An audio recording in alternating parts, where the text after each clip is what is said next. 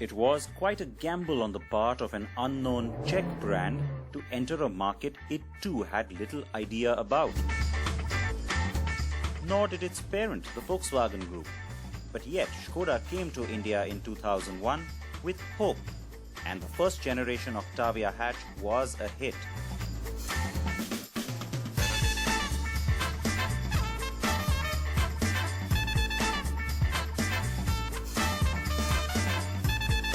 Why?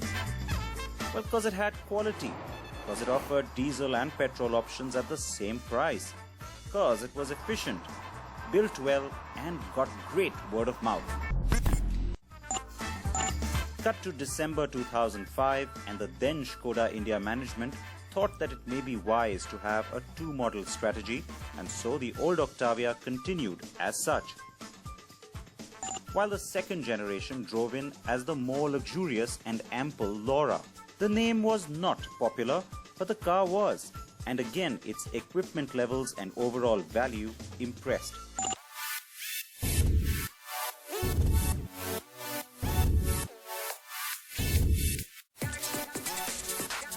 And so the expectations from a third generation are sky high, at least for me that is.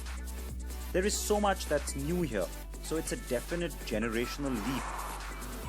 The new car is less heavy to look at, has a clean and sleek form, is very much the embodiment of the new Skoda design language, but most important, it's built on the Volkswagen Group's new MQB or modular platform. After the Audi A3, the new VW Golf and the USA-specific Passat, the Octavia ventures into this new territory. It's a bold new step for Skoda too, as it means a lot of re-engineering and retooling at its mother plant. So, the point I'm making is that this is also a very modern car. Even though at first glance it may seem very akin to earlier Skodas or other cars from the VW stable, I especially found hints of the first and fourth generation Audi A4 in this car. There's something about us filming in Europe with a beautiful blue car, and it always happens that the heavens open up and it starts to pour. Well, it's made things pretty pleasant for us today, and it's not oppressive or anything like that, but got to figure out the answer to that question at some point. Okay, let me not bore you with that. Let's talk about the styling. You saw the car just a while ago. It was, well, a little bit of a while ago on CNB from the Geneva Motor Show. So the basic things like this angular new look and slightly slimmer look front grille, the new family look that's actually coming in, the sharp headlights, all of that is something we've spoken about. It is, of course, the first time that this new look will come to the Indian market in any product. Here in Europe, you've had the Rapid, the European Rapid, being the first one. It's the Vision D concept, that particular family look that was shown in the Vision D. All of that is now starting to come through. So the upgrade on the Superb that comes later on in the year, and then all the new generations like the Fabia, etc., they'll all carry through this particular slightly more aggressive, slightly more athletic looking styling up front. Now, to some people, the looks are going to continue to remain typically Skoda, and so perhaps a little bit boring. But to those who wanted to see something new and something a little more contemporary, you get that from this face. Now, this particular car has this huge sunroof. It's not panoramic, but the impression is that it's nice and panoramic because they've blended it in with this black matte finish over here. And so that's nice because it makes the car look, again, a little bit more exciting. Sharp line on the side too complements all the nice edgy lines you're seeing everywhere in the car. And then there's this particular angle of the hatch door at the back. It makes the car look fairly ample. It is interesting how they have, of course, stuck with the overall styling, which gives it the impression of being a sedan. That's something in India, of course, remember, goes down pretty well because you want the car to look like a sedan. You don't want it to look like a hatch. Look at the car overall, and it's interesting. Again, it's not really smaller than the previous generation, what we call the Laura, but somehow the car looks more compact. It looks a little bit more compact, and therefore a little more taut, a little more athletic too. So that's something that I think buyers in India would like, because the Laura tended to look a little big and bulky compared to its rivals. That's not a problem on this car. Little integrated spoiler here on the what looks like a trunk lid, but it's actually the hatch door. Again, adds to that whole sedan look, so that's good. The Skoda name has appeared now on the cars for the first time, so a new font showing up, and the new logo too, which is again slimmer. You don't have the name Skoda integrated into it here, so you have it back here. And the tail light treatment done in LED, typical C-shaped just like all the Skoda cars, but a more contemporary version of that, if you will. And lastly, you do have this new line here, which you've seen on the Rapid. That was actually the first car globally to get that line, inspired by the Bohemian Crystal, so part of that whole Vision D look. And that pretty much wraps it up as far as the looks are concerned.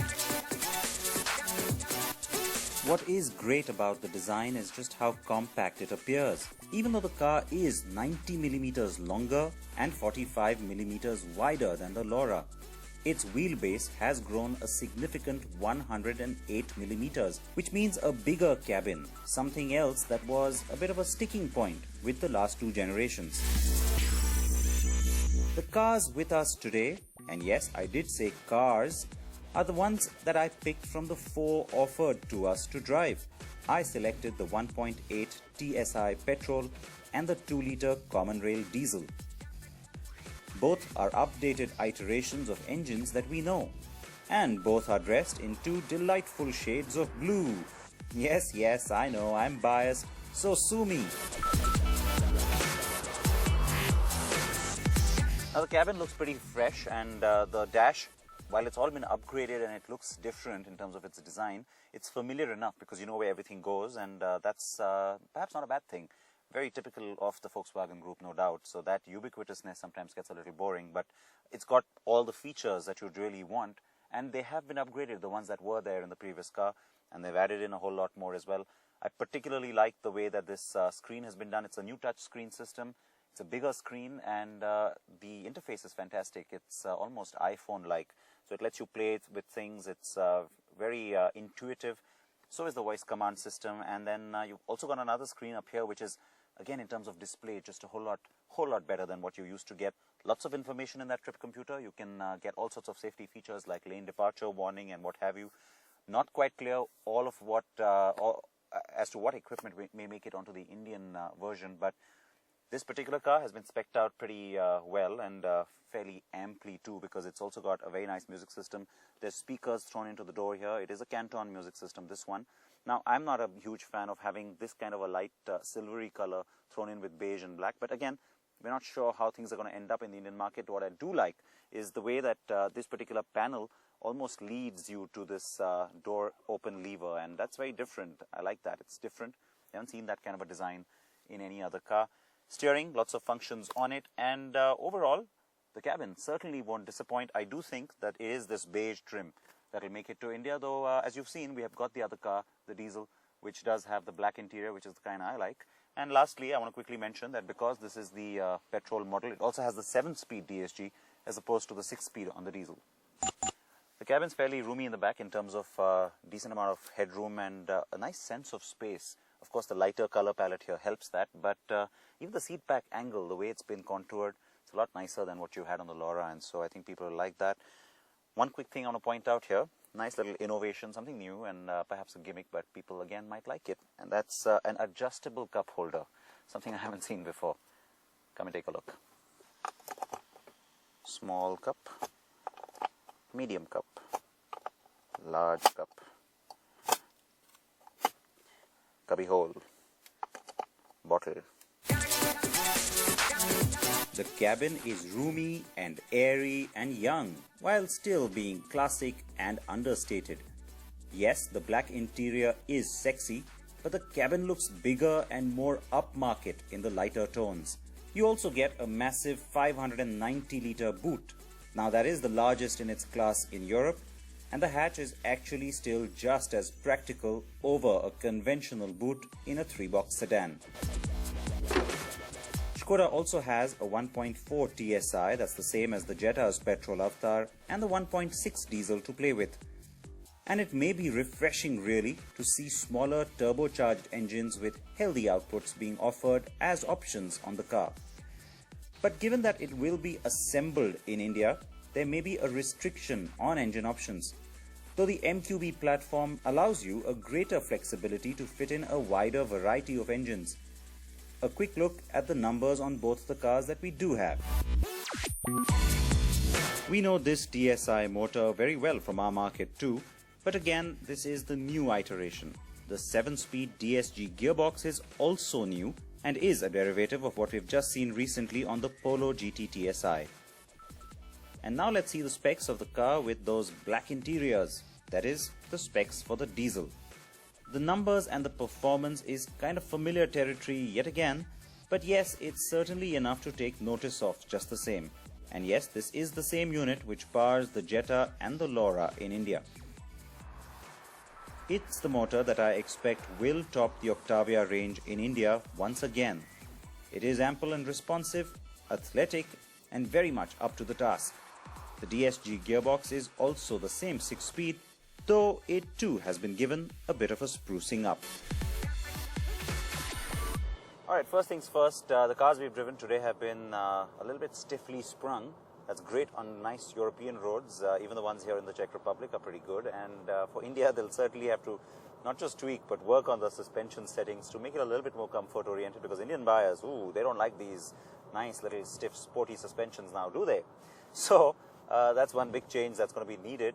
But that's, I think, par for the course when it comes to adapting a car for the Indian conditions. The two engines that we've driven today are, of course, engines that we know from the Volkswagen Group family. But the point I want to make is that there seems to be a reluctance now to bring in petrols, because most of the sedans are now driving in diesel only. I do think Skoda will offer both options. I think there will also be an option of automatic and manual. There is that nice new DSG gearbox which offers, the updated one, which offers 7-speed transmissions with the petrol. Not so sure about that making it to India. It becomes too pricey. But yes, this particular 2-liter common rail unit, we know it well. It is ample, and frankly, the performance on that is as sweet as ever. You also get options like lane change assist, adaptive cruise control, the auto parking pilot, and a lot more than before. I do expect Skoda to get a bit aggressive here, as the segment is quite crowded with strong rivals like the Hyundai Elantra, the Chevy Cruze, its own cousin the Jetta, and let's not forget the next generation Toyota Corolla, which will drive in 2014. The point to remember, however, the entire segment has been shrinking, with buyers preferring either slightly lower priced and more compact sedans like the Verna, or SUVs like the XUV 500. So Skoda will need to pull the rabbit out of the hat, as it were. And it's not as if this car needs to do more. It's just that Skoda will have to get buyers to see it on their radar. Once they do, I have no doubt the Octavia will do enough to impress the very choosy Indian buyer. And of course, pricing will also play its part. The car arrives by the festive season.